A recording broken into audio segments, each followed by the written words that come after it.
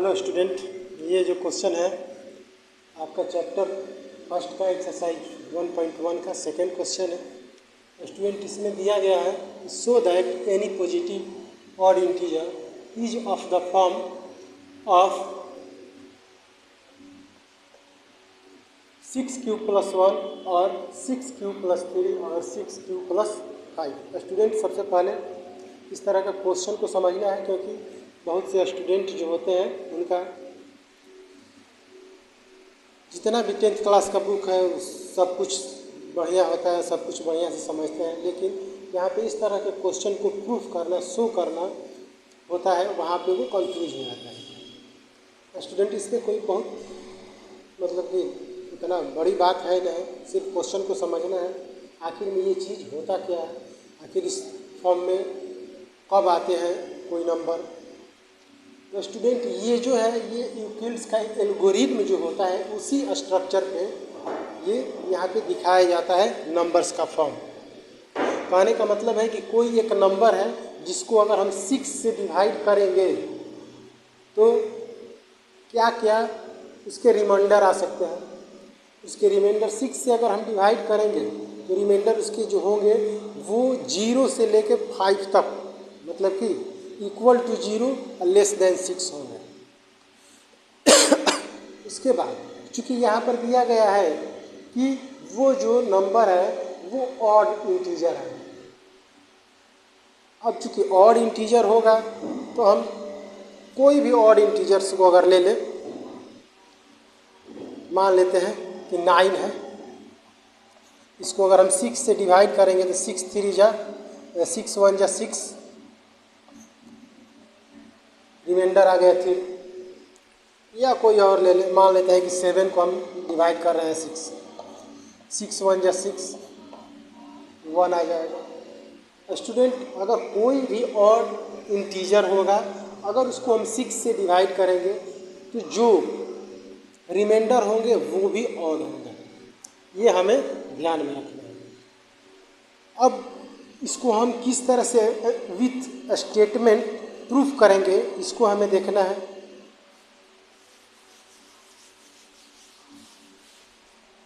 मान लेते हैं लेट सॉल्यूशन में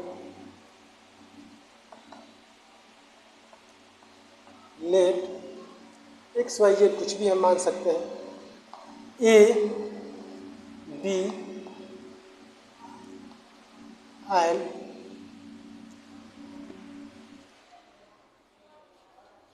odd integer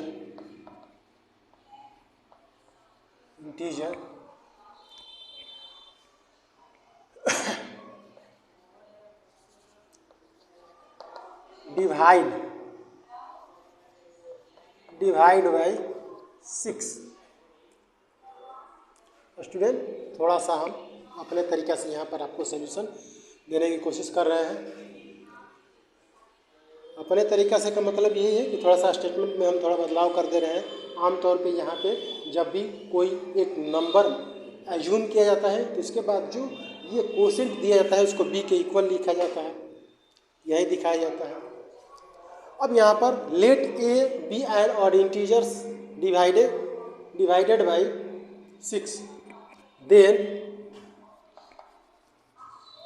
R equal 0 1 2 3 4 and 5। जब भी हम किसी भी इंटीजर्स को 6 से डिवाइड करेंगे तो रिमाइंडर जो होगा वो 0 से लेके 5 तक होगा। ऐसा क्यों होगा? क्योंकि रिमाइंडर जो होता है हमेशा डिवाइजर से छोटा होता है। ये कंसेप्ट जो है हम बहुत पहले पढ़ चुके हैं, बहुत नीचे के लेवल में 3 4। यहाँ पर मतलब कि हम डिवाइड सीख जाते हैं, वहाँ पर इस चीज़ को भी समझना हमें समझ में ये भी आ जाता है कि जो भी रिमाइंडर होता है वो हमेशा डिवाइजर से छोटा होता है। इसको हम यहाँ पे जस्टिफाई भी करेंगे, because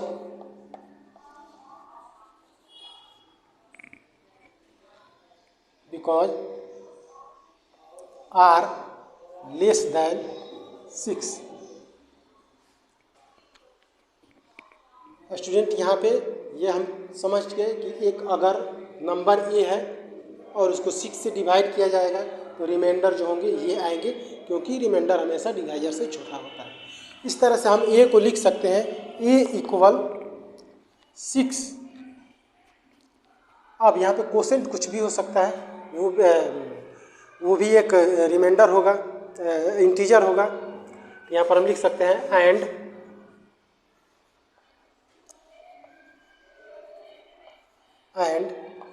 Q greater than equal to 0। So A equal हो जाएगा 6q plus 1, 6q plus 2, 6q plus 3, 6q plus 4, 6q plus 5। बस इतना ही था। ये जो है यूक्लिड डिवीजन लेमा के बेस पे अगर इसका स्ट्रक्चर हम बनाएंगे तो ए का फॉर्मेशन ये हो सकता है, ये हो सकता है, ये हो सकता है, ये हो सकता है, या ये हो सकता है। अब हैज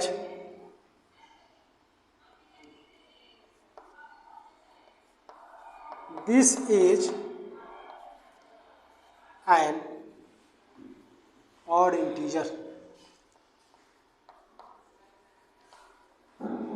सो अब चूंकि ये ऑड इंटीजर्स है तो इसमें जो होगा वो फॉर्मेशन या तो ये होगा, या तो ये होगा, या तो ये होगा। ए इक्वल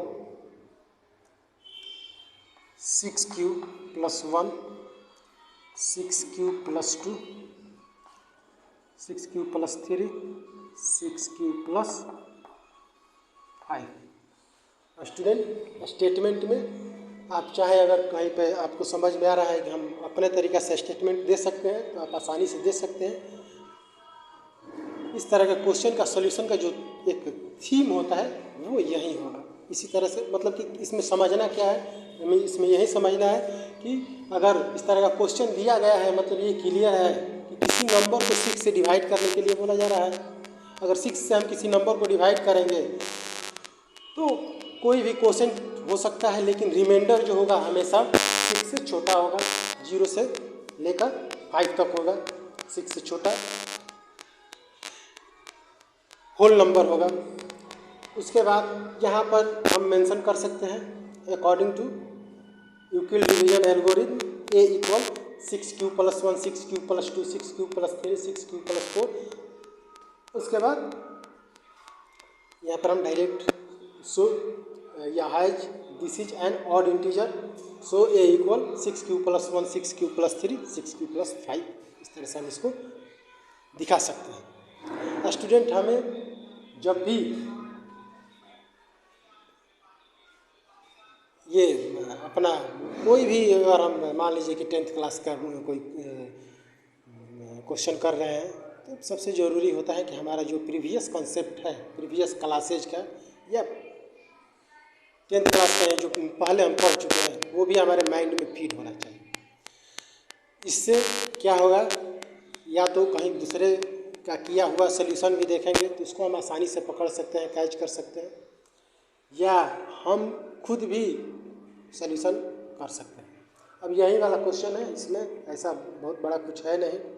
अगर कुछ बातें अगर स्टूडेंट को समझ में आ रही है तो वो खुद से इसको आसानी से प्रूफ कर सकता है। स्टूडेंट इसी सॉल्यूशन को कहीं कहीं उसमें थोड़ा स्टेटमेंट मतलब कि कथन जो लिखावट होता है, जगह जगह पे जस्टिफिकेशन होता है, उसको हम इसमें डाल के थोड़ा सॉल्यूशन बड़ा कर दिया जाता है। लेकिन ये आप लोगों के लिए सबसे छोटा है ताकि हर चीज़ समझ भी सके आप और बहुत ज़्यादा बड़ा भी ना हो।